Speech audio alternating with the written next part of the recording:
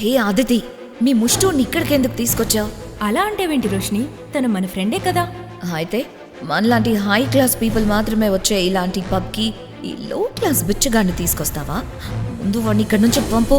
సిటీలోనే top pub అయిన ప్రిజంలో జరుగుతున్న Roshini boy friend Harish birthday పార్టీకి వచ్చిన కిషోర్కు అందరి ముందు జరిగిన అవమానానికి కళ్లల్లో నీళ్లు తిరిగాయి.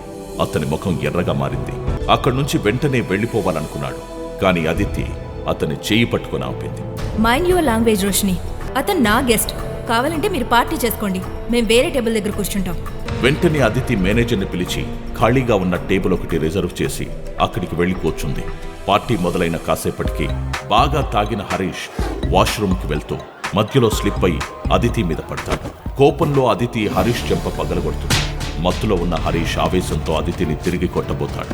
పక్కనే ఉన్న కిషోర్ వెంటనే హరీష్ నాపి అతని ముక్కు మీద ఒక సాలిడ్ పంచిస్తాడు. అందరూ మైండ్ బ్లాక్ అయి అలా చూస్తూ ఉండిపోతారు. హరీష్ ముక్కు నుంచి రక్తం కారుతుంది. యు బాస్టర్డ్, నన్నే కొడతావా?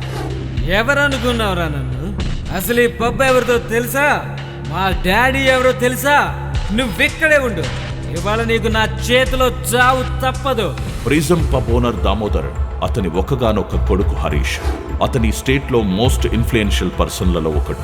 తన కొడుకును రక్తం వచ్చేలా కొట్టాడు అంటే దామోదర్ అస్సలు ఊరుకోడు. దాని గురించి ఆలోచించేసరికి అదితి వెన్నులో వణుకు పుట్టింది. ఒళ్లంతా చెమటలు పట్టేశాయి. నిన్నంతలా అవమానించినా సైలెంట్ గా ఉన్నావు. వాణ్ణెందుకు కొట్టావు కిషోర్? నీ మీద చెయ్యబోతుంటే ఆపుకోలేక కొట్టేశాను అదితి. ఎవర్రా నా కొడుకుని కొట్టింది ఎవరు? అక్కడున్న కిషోర్ని చూసేసరికి షాక్తో దామోదర్ నోట మాట పడిపోయింది. అతని కాళ్ల కింద భూమి కంపించింది. అంత ఏసీలో కూడా అతని తలంతా చెమటలతో తడిసిపోయింది. కిషోర్ సార్, మీరేంటి ఇక్కడ? హరీష్ని కొట్టింది మీరేనా సార్? మావాడు మిమ్మల్ని ఇబ్బంది పెట్టాడా? ఎరా ఇడియట్, కిషోర్ సార్తో నీకేంట్రా గొడవ? ఆయన చెప్పులు తొడవడానికి కూడా మనం పనికిరాము. ముందెళ్ళి ఆయనకి సారీ చెప్పు.